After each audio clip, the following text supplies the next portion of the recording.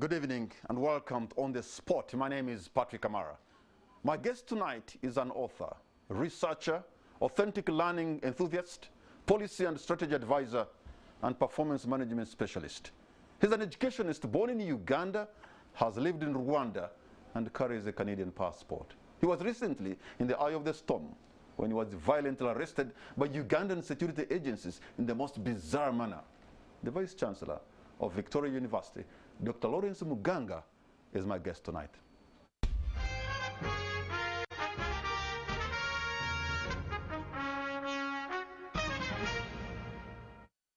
Dr. Lawerence Muganga, thank you so much for having honored our invitation. The spotlight is on you. A warm welcome to you. Thank you very much, Patrick. It's an honor to be here tonight. Let me begin going for the jugular. You are a Vice Chancellor of a reputable university, but you were recently got arrested in the most bizarre manner, violently, more or less like a criminal gangster. Who are you? Just add one of the best universities in Uganda. So who am I? My name is Dr. Lawerence Muganga. Like you said, the Vice Chancellor of Victoria University. Now, Lawerence, or Dr. Lawerence Muganga, was born 1976, February 14, in Butaleja, Eastern Uganda. A year after my birth, my parents were pastoralists. Of course, my mother is old, my father is pastor now. They moved back to their home in Masaka, Rwanda. I was 1 year old, so grew up there. Like every other child, 1983, I started primary 1 in a school called Chibisi Primary School. Those who come from Masaka, Rwanda will tell you. I don't know if it still exists, but it's there.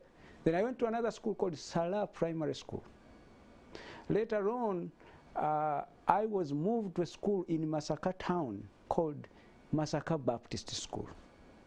And later on, my parents, as they moved to take care of their cows in a county called, sub-county called Wunga.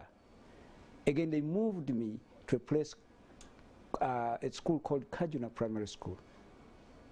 And one thing I remember about that place, Patrick, is that in primary 6, I got to be educated or taught as a single person or student in one class, P6.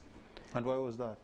Because there were no other candidates. I was the only person in primary 6 by an amazing teacher called Chiwewa Francis.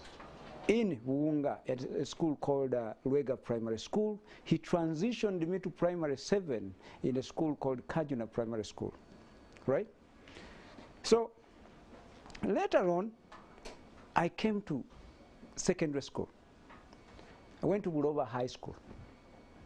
And then after that, I still moved my O-level, where I started my O-level is Mende Kalema Secondary School. Okay. Yes. That in a way tells us, you know, how rooted you are, how you born in Butaleja, grew up in Masaka, went to school in Masaka. But I just want to know, at that moment, last Thursday, when Dr. Lawerence Muganga, Vice Chancellor of Victoria University, is whisked from your office in the manner that you did, that happened. I mean, describe to us what happened on Thursday night, on Thursday evening, when you got Thursday morning when you got arrested. So it was a day like any other day.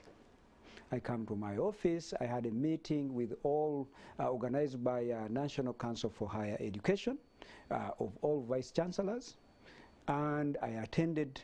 It was of course a Zoom meeting, which was supposed to start at 9 and end 10 a.m. I attended the meeting. So after the meeting, I popped out of my office to just use a washroom, only to be told by my PA that there are some people that look suspicious We don't know. But when I was still talking to him, like face to face, like out of my office, you may have seen that footage, like from our office cameras. So then they approached us, and before I know, my producer is actually running that image from with the yeah. CCTV Before I right know, they tell me that we are here to pick you up, so let's leave. Then I tell them, okay, who are you? Identify yourselves. So can we go to my office and we sit and we talk about this, and then I'll go wherever you want me to go. I am a very, very responsible person, protected by the security of this country, our government. So even if you ask them to lead me to where you want me to be, I'll go with you or I'll go with them. So as a law-abiding citizen, so tell me where you want me to go. But as I was telling them, they were in a scuffle with my security, my executive assistant, and everyone. So for me, in my attempt to save life, because the way I saw the environment, it was really, really bad. It may have ended in bloodshed of some sort. So I asked people, you know what? Stand down. Stand, let's go. Move me to where you want me to go. So some people mugged me, my belt and everywhere. They moved me to their car. But you know, somebody listening to you and somebody watching the images right now are running on the screen of what happened, how you arrested. I mean, that showed us as if Lawerence is such a dangerous man. I mean, what did you do 2 days prior to your arrest that perhaps could have rubbed the government and the state agencies the wrong way? To be honest, I will tell you, I don't know anything. I was just surprised. Look, we live in a country that is fairly free. Correct. We live in a country that I think these things are not very common. Why is it happening to you, really? Because why is somebody singling out Dr. Lawerence Muganga and taking you in the manner they took you? Because what is it that you're not telling us? So honestly, I wish I knew, Patrick. I wish I knew. But if you ask me some of the few things, I'll tell you. Like, but that's my opinion. I don't know if it's a fact or anything, but that's my opinion. I'm an analyst. I am an educationist, and I thrive on research and trying to analyze. Sometimes we get it right, sometimes we get it in the middle, other times we get it a little bit off. So prior to that, the only thing I have ever done that is so significant is to stand up. I think there is a court case going on, which I can't really speak about. I don't know. So the only thing I did is that I escorted someone I call a friend, a brother, say Frank Agashumba, when he was going for his court hearing. So, and he has, I think, a gag order about to be placed on him, and the judge is still hearing that kind of, is about to really give his judgment. So we went with him, and I think the judge didn't even turn up, right? He postponed it, and there was some kind of like a journalist asked us, and I came out in support of my friend. I call him like a brother. So in your analytical mind, why should that be suspicious for you? Because later on, the same thing I'm being asked is that I am here illegally. I have overstayed in this country. So I'm going to get into that, but I just want you to let the viewers understand the moment of truth that came at that moment when you realized that, you know what, now I think I'm getting under arrest. When did you realize that I'm actually in trouble? No, when I saw actually people like removing their guns, cocking them, really mishandling my security detail, like my security officer, I realized, you know what, this is the time. The only thing I have to do to save lives here is to accept for them to take me wherever they want me to go, and I wouldn't even have refused in the first place. I would go wherever they want me to be. So at that point, what did they tell you? No, they just told me that we need you, we want to go with you, and I didn't know where I was going. And maybe that's the way they do their job. The people who are coming to, did you at that moment realize you're being arrested by state agents, or because they're not they're not identifiable? I didn't know anyone who was arresting So me. They didn't even identify themselves to me, so I couldn't tell. Yeah. somehow, when I look at the video, the CCTV footage shows that you were taken, and then after a moment you came back in another van that we call a drone. So what happened, and why did you come back? So it is really, really very, very painful. So I go with them. So they somehow ask me that they are going to do a search at my house. So I tell them, yes, that's okay. Go to my home and do the search. Provided you don't take your guns in my house and your army uniforms in my house, because I have children. I have a 5-year-old. I have a 7-year-old in my house. My family was visiting from Canada. So since August 4th, they have been here. So please do me a favor. Please, everyone who is... Don't traumatize them. Don't traumatize these children. They will live to remember what happened to their father when they were in Uganda. So do me a favor. So they said, okay. They didn't get into my house. So they drove back. They drove me back to office. They said, now we need, where is your phone? And where is your laptop? Do you have any gadget? I said, yes, I have 2 phones and a laptop, and you left them in my office, where I told you, let's go to my office and sit down and talk. Whatever you want me to do, I'll cooperate, I'll go with you. So they decided to drive me back to the office, and of course handcuffed, went back to my office, opened the door, gave them the laptop, gave them the 2 phones, and we drove back. So this time I asked them, like, is it possible if we could have a police officer to go with us when you're going to do the search? Then luckily they were very cooperative on that. We went to Chira police post. Yes, police station. They got the OCCID, I guess, who spearheaded the search. We went to my home, and they were nice. They didn't actually go in with their guns or uniforms. They stayed outside. The police officer headed that, did the search, came out, and that was it. But you know, because the internet was going crazy about you, especially because the images were being seen.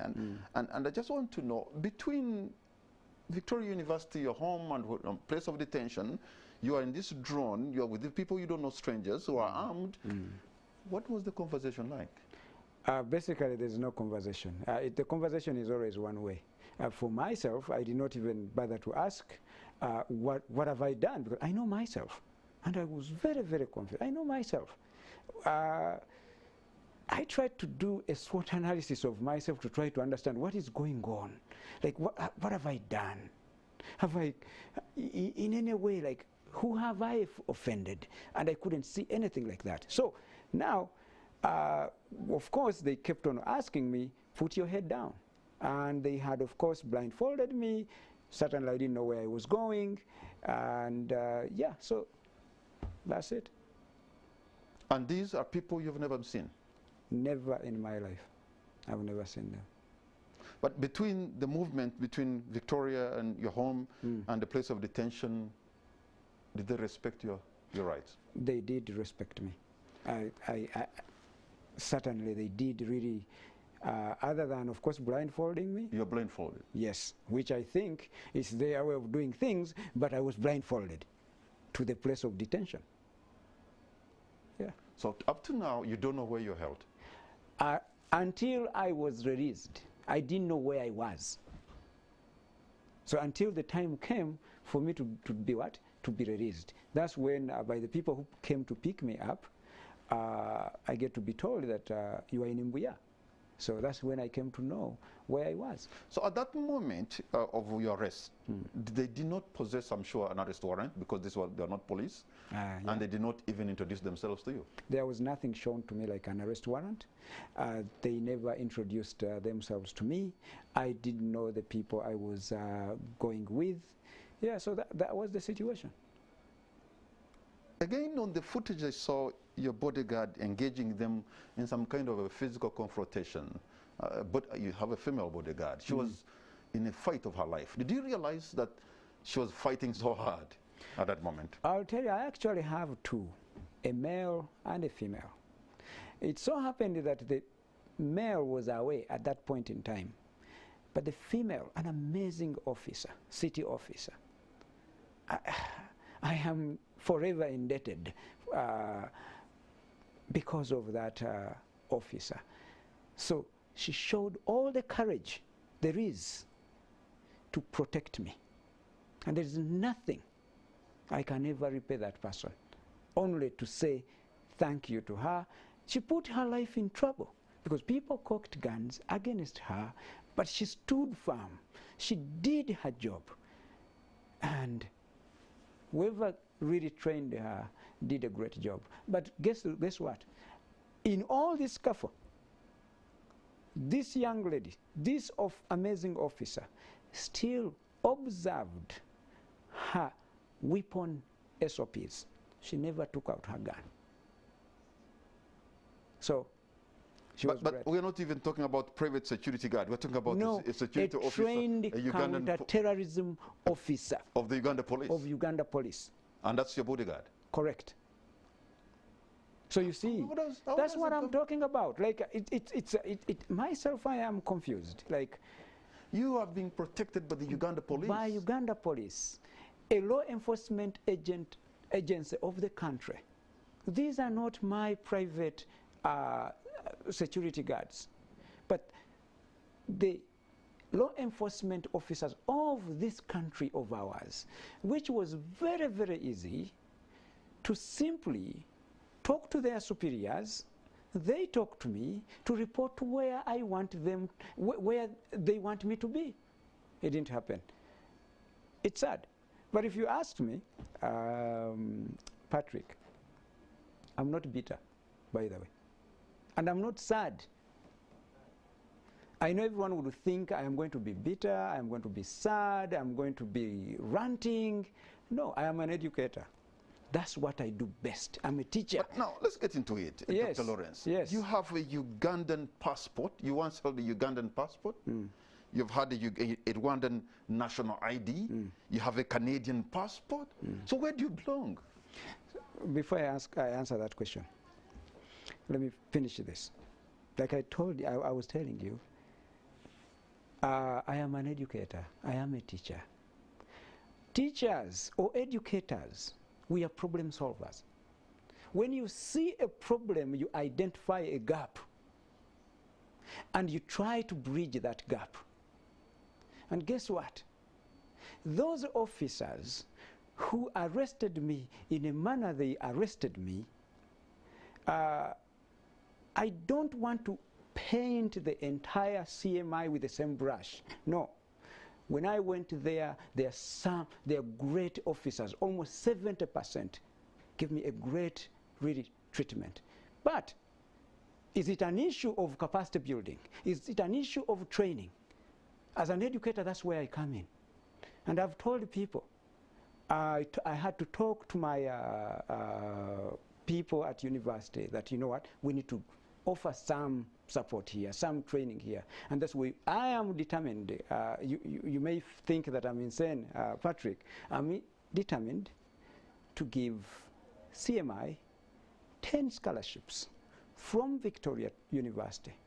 Let them pick some of their officers that may benefit from training to improve on how they interface with people. Why am I doing that? Or why are we doing that as Victoria University? We don't want anything that, or everything that happened to me to happen to any other Ugandan. We believe that a well-trained law enforcement officer will never do something that happened to me. So if I can give them 10 scholarships, that's the least contribution that I can do to my country. Now, coming back to your question. You have a Canadian passport? Correct. You have had a Ugandan passport? Correct. And you have a Rwandan travel document as well?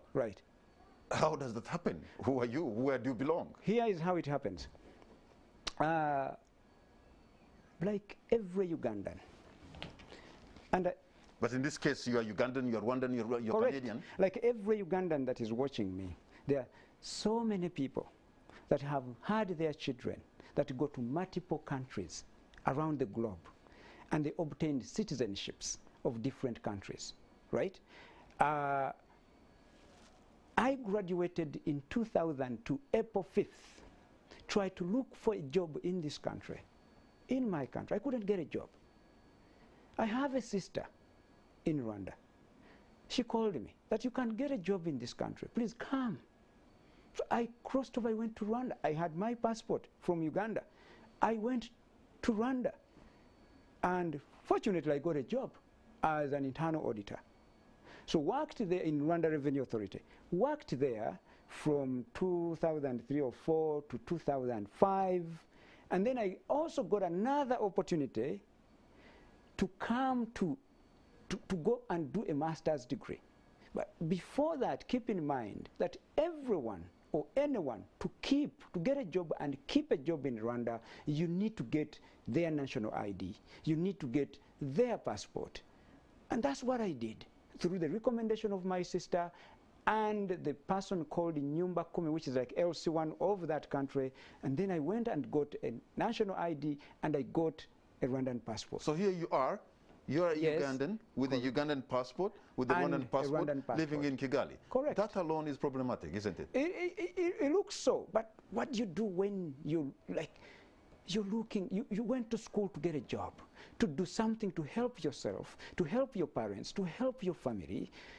That's the only option I had to really fall for. So I work, and after that I get a scholarship to come to Makerere through the World Bank, supported by the Faculty of Economics and Management of Makerere University. The dean then was Professor John Dumba Sentamu. She can bear my witness. They gave me that scholarship. I come to Uganda, study a master's degree.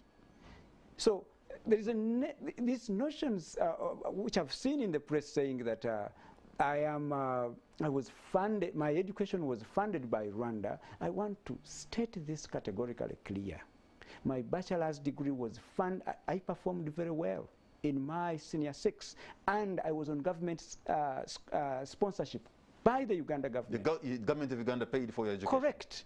And then when it came to the scholarship to do a master's degree, I was paid for by the World Bank in conjunction with Makerere University to do my master's in economic policy management. So it puzzles me to see actually what I see in the social media. I went to Rwanda, did some, like all Ugandans, we have so many Ugandans working as teachers. Then why is it that, because your story of moving from Kampala to Kigali or to Edmonton, Canada, it's not a very strange story. I mean, many people have moved that way. Correct. But there's something about you that Ugandans or other people need to know. Lawerence, is there something you're hiding? Let me tell you, that's what puzzles me as well. And sometimes, but because I know myself, I don't lose sleep over that, because I know myself. So after finishing my master's... because we also know that nobody should just come over you. Correct. Disturb the peace of a vice chancellor of a university, if actually there's nothing incriminating about that individual. How many vice chancellors in this town are being hunted like you were hunted? Yes. It's because there's something about you. I don't know, but again, like I told you, Patrick, and I'll say this, of course, like that this is my opinion. I don't know why people are doing what they're doing, but this is my opinion, trying to, of course, as a researcher, you put together 1 + 1 and establish a pattern, right, until someone proves you wrong, right? So let me do an educated guess, right? Right now, as I talk to you, I am a strategic advisor of an organization called Council for Abavandimwe. Wait a minute. Yes. Abavandimwe meaning the new creation of had, which means the Rwandan community in Uganda. Is that what you mean? Is that the group? The Ugandan Banya Rwanda. Abavandime. The Ugandan. You are aware that there's some Banya people. Rwanda of Uganda. Okay, whatever you want to call it, but you are aware that people in your community have actually opposed Correct. the existence of the so-called Abavandime. Yes, like every other. Okay, can you hold on your point, because we're going to take a break, Right. and on the spot we'll be right back.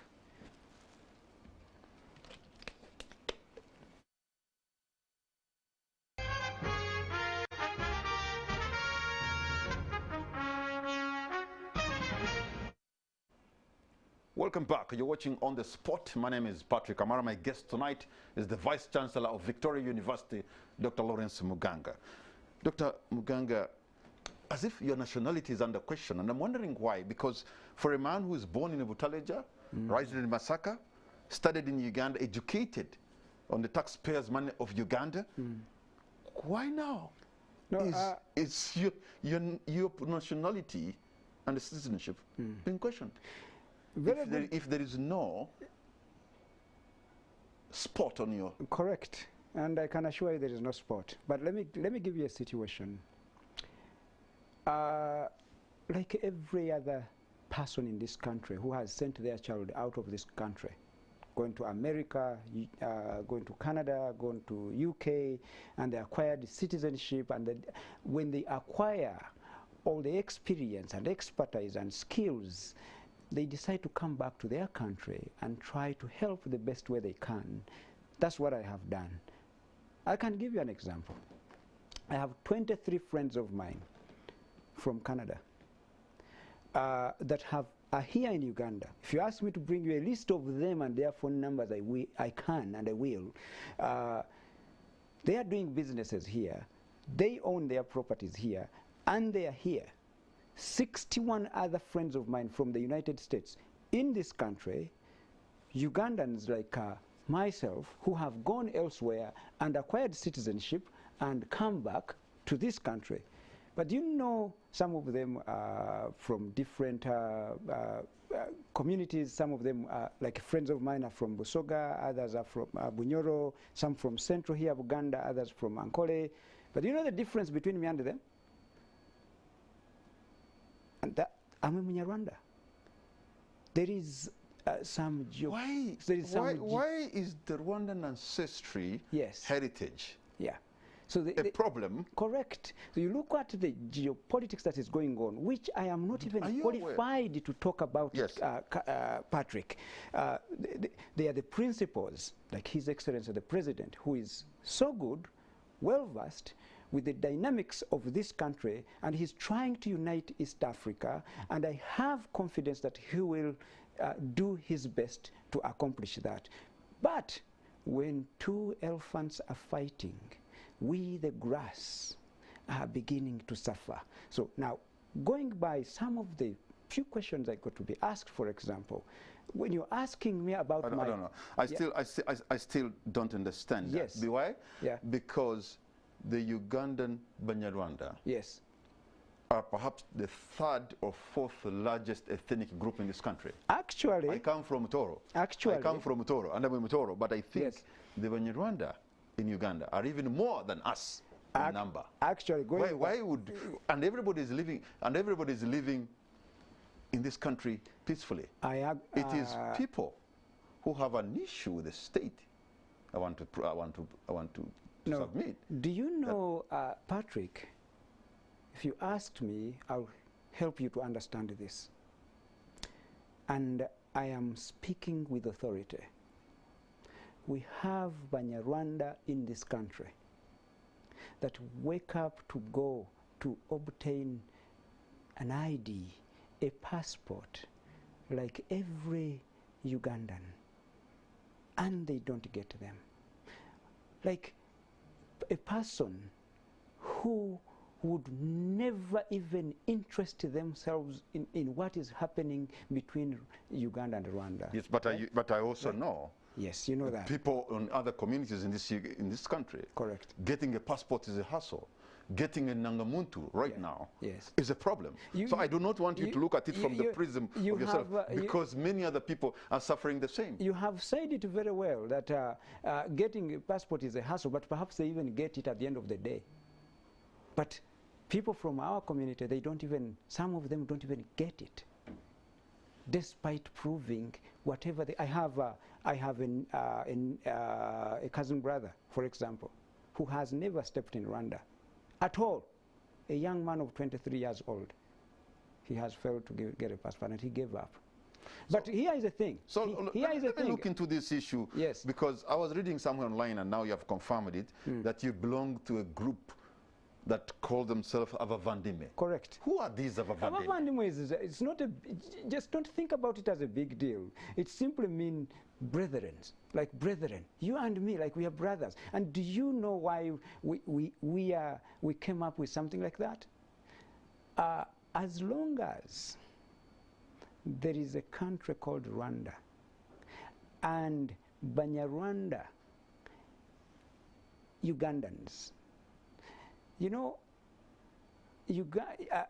countries, neighboring countries sometimes are like a marriage. Sometimes they are going to laugh, other times they are going to be angry at each other. But when they are angry, then those Banyarwanda in Uganda are certainly going to really the ripple effect is going to come to them. And that's what. But are you aware that the creation of Abavandimwe, which you have called the brethren, yes, is also being opposed by people in your own community? That's because they think it is something dangerous. That's very, very true. And I am yet to understand. I've actually seen senior leaders in your community who have come out to say this is Vandimwe creation of our dead bodies. But you have continued. But have they given a reason why? Right? So some people have their own interests, and it's okay. One thing we just need to do is to sit down and we understand what is our problem, and we harmoniously come together and solve that problem, and then walk to the leadership of this country, Ministry of Internal Affairs and everything, and we say, you know what, here we are a united force, and we need to work with you, and we need to be helped and supported to belong. We are all Ugandans. So you think this is just like another group, like we can have Nkoba Zambogo or Basogan Sata or something like that? Bavandimwe is not actually something that is an end in itself. It was just a proposal. And anyone can come up with another name that you could call Banyarwanda here. And if it is not working, and we think Banyarwanda is what is supposed to work, let's stay with that. But what we are looking for, Patrick, is the rights of Uganda and Banyarwanda to enjoy every right, like you, the Batoro, like the Baganda, like. But for me to get, for you, like, is it okay for you to be asked to go and bring people who know you at your village, right? Even yes, it hasn't, but I've seen people in my village who have been asked something like that. Even a king, most of the time, like to come and testify that you were Mtoro. So it has not happened to me, but it's happened to my people. I've seen some people have been asked such questions. Exactly, but for us, I have seen it happen to the people in my community in Toro who have been asked to prove that they are actually Batoro. Exactly. So do not look at it from a prism of I'm being marginalized, because it's not only happening to you, it's happening to many people. I have seen it happen. I have evidence over that. I would love to think like you. But I have, if we have an office, industrial area there, every day you would get almost 30 people lining up looking for help to get a passport, to get an ID. Now let me tell you something. The day we even pronounce something called Abavandimwe, trying to seek the rights of Uganda and Banyarwanda. But do you know how many members? Do you understand the dilemma that you have people in your community who have the same culture, same language, spread across the region? Correct. When they put a bar up in trying to make background check, I think they are right, because The guy is going to come from Goma, he's a Mnyamulenge, will also claim he's a Muvandimwe. No. The guy is going to come from Burundi. No. No. So they have a right to put a, I suppose, they have a right to put the bar up as part of background check. No, they have their own argument, which I'm yet to understand. But here is what we are talking about. You seem to be reading too much into the background check. No, and by the way, it's not only happening to you, because I can tell you, it's happening to other communities. I've seen my people. Yes. Okay, I shouldn't call them my people. I've seen people. Where I come from. Yes, people. Where I come from. Yes. Being asked similar questions. You have seen, but the magnitude also here has to count, right? But let me tell you, this is the life we live on a daily basis. Now, if you asked me right now to walk home, right, and I bring you a group of my own relatives here in Mukono Seta that don't have failed to get a national ID or a passport, you would be amazed, you would be surprised. You would actually look at what you have seen and say, actually, what you have seen, you will say that it's a joke. What these people, Banya Rwanda, are going through is something that needs, like, all Ugandans but to sympathize with everyone. And I think we are all Ugandans. You're well traveled. Do you really don't find Uganda such a wonderful country? Amazing.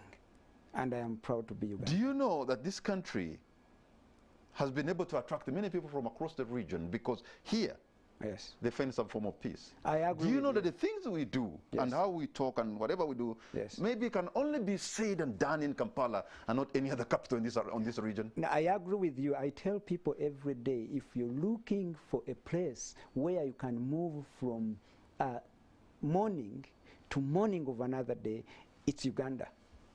And you're also aware that some people have abused the magnanimity of this nation. Those people are there. That's very, very true. And that could be the issue that is causing tension. And I don't deny, right? Those people are there, right? But we ought to also, and that's what I told you, that when you look at what CMI is doing, 70% of the agency, they're not bad people. They are very good people. So, but do others really need to be trained to handle people really in a manner that is befitting of them? Yes. Do we have problems in Uganda? Yes. Do we have people infiltrating us? Yes. Should they be dealt with? Yes. But that should not be done at the expense of other people. Your arrest caused such a sensation online. You're the buzz in Uganda. You're trending across the region. So I was wondering, in fact, that day I was actually traveling to Fort Portal. I was wondering, you have a group of social media influencers or some kind of a keyboard warriors that were doing this for you? Let me tell you, no, I don't have any person actually doing this for me.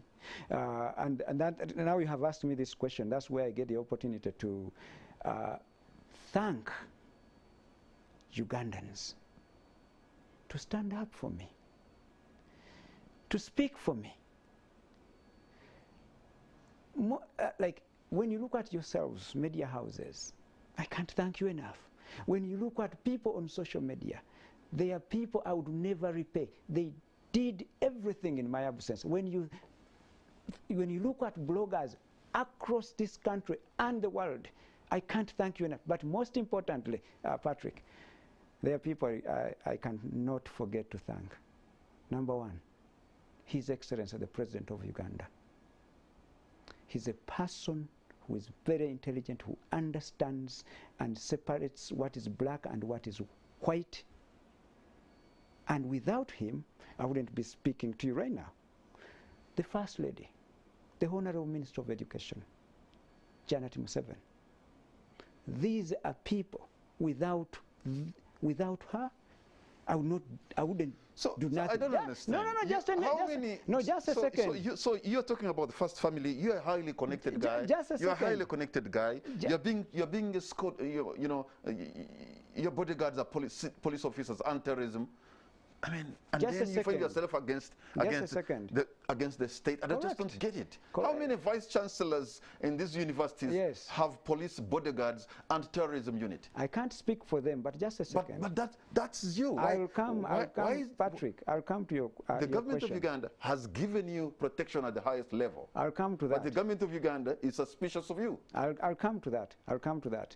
But let me finish this. There are incredible people like Adonia Yebare, our ambassador, New York. These people stood up for me, not because they even know me. Andrew Mwenda, this is a man I have never even interacted with for even, say, a day. He stood up for me. Frank Gashumba stood up for me. You know, I can go on and go on and go on. It's but you know, the names you're pulling out. I can imagine people viewing are like, okay, those that have their own baggage as well. It's up to them.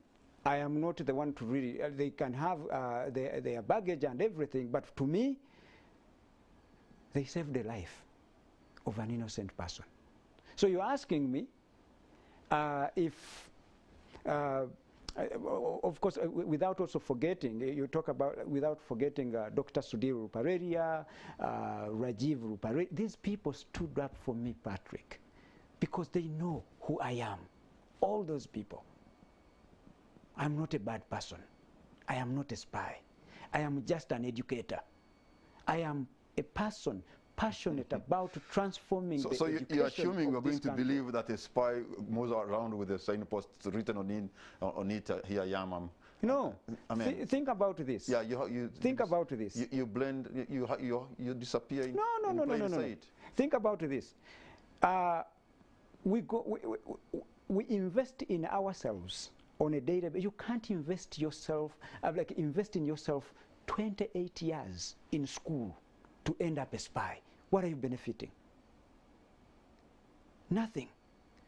So the only thing I know best is to educate, to transform education. If you're asking me that somebody wrote a book and also and called the people brilliant idiots. There are people who can also be highly educated and whatever. But exactly. You said it very well, brilliant idiots. And I'm not about to become a brilliant idiot. So I am an author for a book or 2 or 3, but I'm not about to go that low.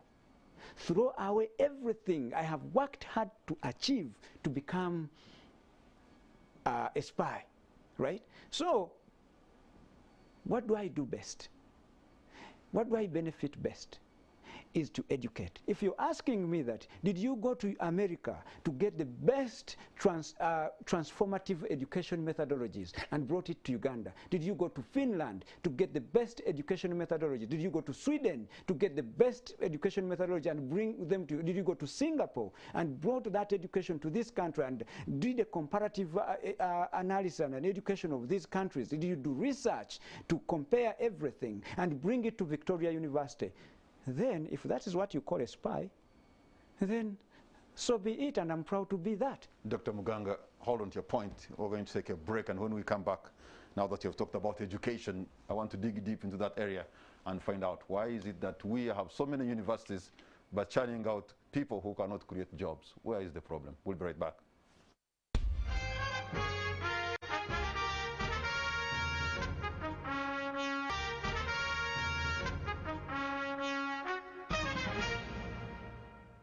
Welcome back. You're watching On the Spot. My name is Patrick Amara. My guest tonight is Dr. Lawerence Muganga, Vice Chancellor of Victoria University. And before we took a break, you actually changed my thinking because you're talking so much about education. Well, and so I just now want to take you to your home turf. That's what I know. I want to take you to your home turf. Correct. We have almost 500,000 people graduating in Uganda every year with degrees, diplomas, certificates, and all that. But sadly, there are about like 70,000 or 90,000 jobs to go around. The other 400,000 plus have to find their level. Why is it that universities like yours are churning out people who are unable to create jobs, but just to go? Because where we have reached now, what is going to save us if you can give us education to do? You're only giving us education to know. Very good. This problem is historical. And one of the reasons that I chose to come back home is education. I could have remained in Canada and teach because that's what I know best. But I knew there is something I can contribute to the education sector of this country and transform it to the best that I know. It's not, like you said, I also recognize, I'm cognizant of the fact that there are people who, they go to school on a daily basis and they end up coming back home to sit with their parents as if they didn't go to school. That is not acceptable. So this is, you put it, it's a very, very colonial type of education, but we can't even afford to continue blaming our colonizers because this has been in our hands. Yes, we need to change this. But you see, during the time in the 60s and 70s and maybe early 80s, if somebody qualified from university, correct, you'd see a difference between that person and somebody who's qualifying today. Yes. With all respect, there's such a remarkable difference. There are so many variables you have to put into consideration. And yet, probably we are using the same, the curriculum has not changed. Same. So what has gone wrong? 1960 to now, most of the curriculum has not changed, but the population continues to change. And the times we are in have changed. We were in the third industrial revolution, we are in the fourth industrial revolution, we keep teaching for the third industrial revolution. So you don't do things the same way and expect different results. So now, how I come in and what I'm trying to do at Victoria University. We don't actually graduate graduates like the ones you're talking about. I think we are on record as the only university whose graduates, 96%, end up having a job after graduation within 3 months. So that means there is something we do that is different. And what do we do? And which I think we can learn from and upscale it to different other institutions. So it's something we call experiential learning.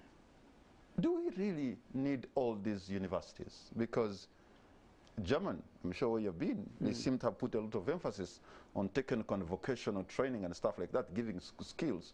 It's an advanced country. But we have so many universities getting a lot of theories, and people are coming out. In fact, the other day, there's even a program called retooling, retooling the graduates. So do we really need all these universities? It's okay, Patrick, to have as many universities as you want. But it's or you need people with a skill that is required in a community to solve a problem within the community. No. Is this what the universities are giving us? No. Yeah, you're right. Education, first of all, we need to understand two basics. One, understand what education is and what school is. And that's where we have a significant confusion. People tend to think that going to school and do a first degree, a second degree, a third degree, that's education. No, education is about using the knowledge you know to solve a particular problem in society. Yes, but are these universities giving us this? Because so, I remember when we had the Bustemas and the Bukalasas and the Chambogos and the Kichwambas and what, probably we are churning out people. Correct. Who could have a skill that would solve a community problem. So the model that I am running at Victoria University as a chancellor, you'll forgive me to say that, is one that do not entertain or will not entertain anyone to come and sit in my classroom for 3 years taking in theoretical things, theory. I want you to come, study 3 days, go and work 2 days. So by the time you have finished your program of 3 years, you have at least 2 years of experience. Hands-on, doing. We don't promote remembering. We promote you doing something to solve a problem, because we know the education of the 1960s and what is being offered in as many institutions as possible is no longer working. Okay, I'm going to open the lines so that Ugandans who have been watching this program can maybe ask a question or two. You're going to see the numbers on the screen. You pick your phone and call us, and maybe I have to say this. In case you disagree with me or disagree with Lawerence, that's acceptable and that's normal, but disagree with respect. You tell us your name and where you're from, and make it precise and concise so that we are able to get maybe many more people contributing in this discussion. But the rule of engagement is respect. So, okay, so moving forward, as we wait for people who probably would want to engage you, what is going, I have a call online. Let me first pick one or two. Hello, I have a call online. What's your name and where are you calling from?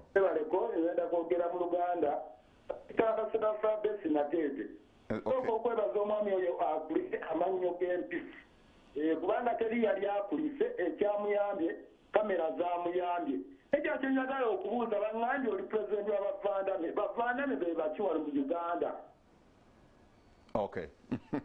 All right, thank you so much for your question. Probably, I hope you grew up in Masaka, and so true.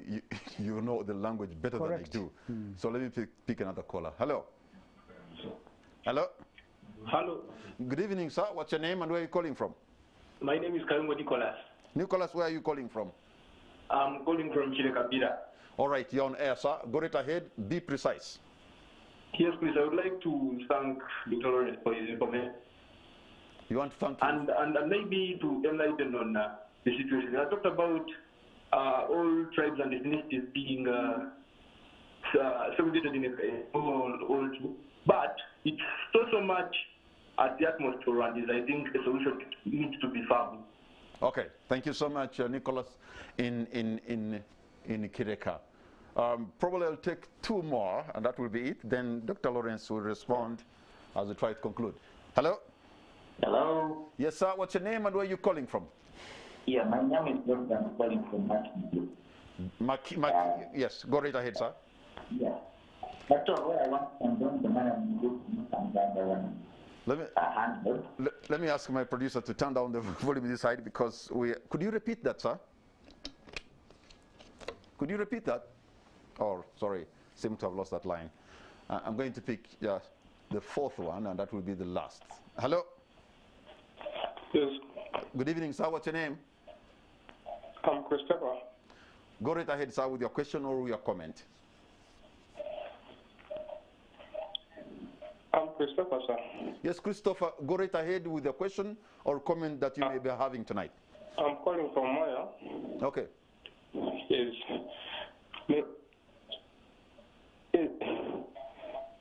Yes, I wanted the big man to clear our doubts. Because the way, the manner, the way the security officers have been arresting him, there must be something at his background. Let him be open and clear our doubts. Okay. Because no one can arrest you in that manner when you are innocent completely. I agree with you on that one. I agree with you on that one entirely. All right. Okay, maybe if you could. Unfortunately, you have taken us away from the education to start. Correct. Let's start with the first caller and who asked in Uganda. Yes. And I will answer in Uganda, right? Is it okay?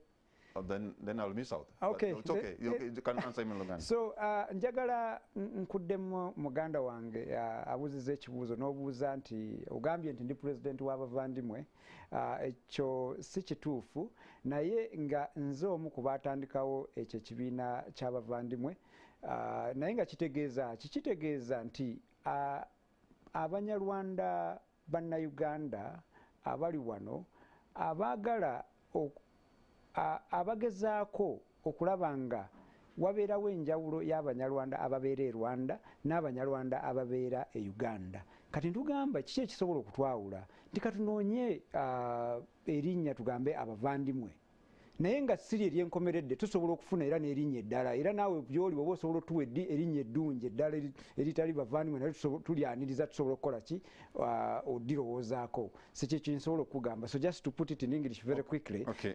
So he asked that he said that he has heard that I'm the president of the Bavandimwe. I want to tell him no, that's not very, very true, but I'm founder of that association, and what is it for? We stand for trying to acquire, to support all Ugandan Banya Rwanda to be able to be treated fairly by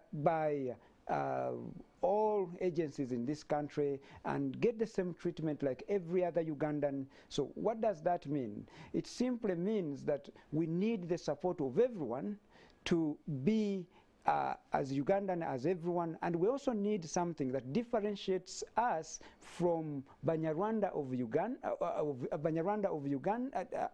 from Banya Rwanda of Rwanda, and we remain Banya Rwanda of Uganda, called Abavandimwe. But that name too is a proposal. It's not something definite or an end in itself. We welcome all other proposals that can really give us something that differentiates the two. Yes, somebody said, the last caller, the manner in which you were arrested. Yes. He's thinking you're just playing victim. There is something you're hiding. I mean, because it's not common to find a vice chancellor being of a university, a reputable university like yours, being arrested in a manner that you are. Like, I mean, Ugandans think that viewer thinks there is something about you. Definitely, Ugandans, and let me emphasize this again. I wish I knew, but if you ask me, like as Lawrence, not delving into what law enforcement is thinking and everything, because I don't know what they're thinking. So I would say, going by a few questions I was asked about my colleagues, Frank Agashumba, Fred Bahati, Cyrus, and Kavera, and all these are Banya Rwanda, right?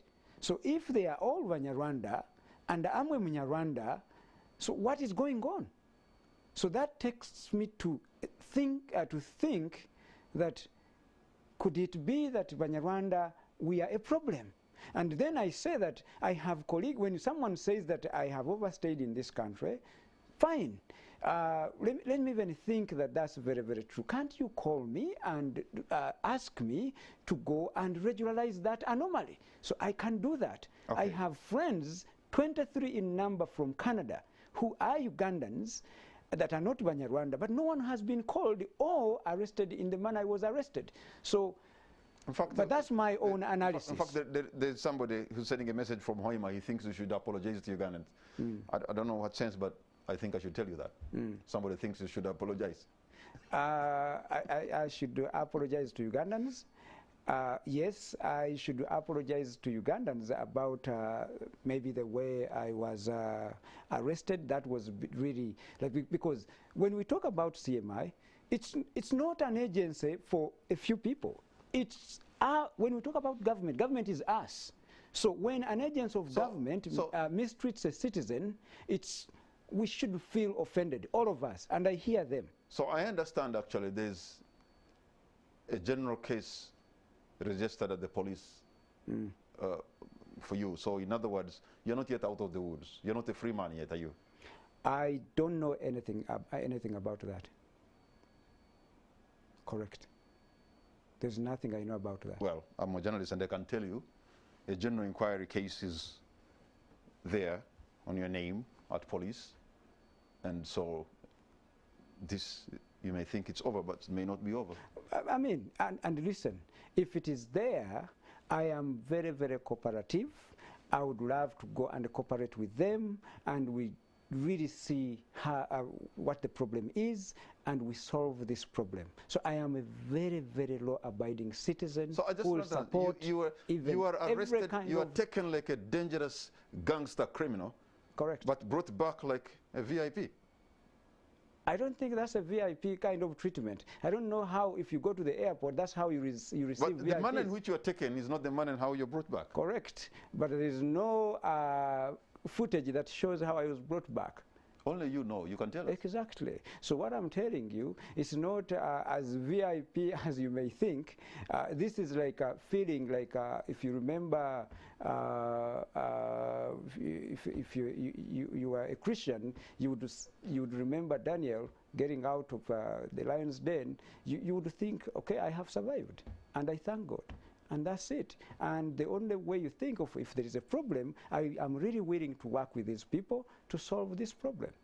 So, and I am here ready to cooperate with anyone. So what happened support to the you has investigation gone if it across, is there. what happened to you has spread across the globe. And I'm sure your family here in Uganda or Rwanda or even in Canada have seen this.